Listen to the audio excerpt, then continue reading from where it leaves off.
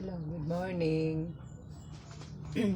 Dito ako ngayon sa banyo kasi naglalaba ako ng damit para ako magkapera.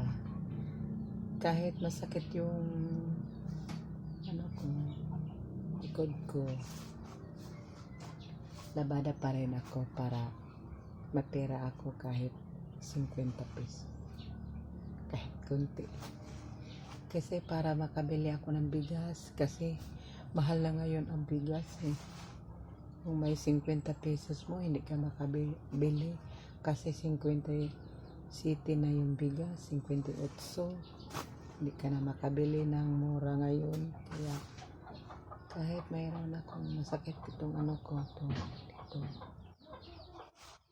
naglalaba ako.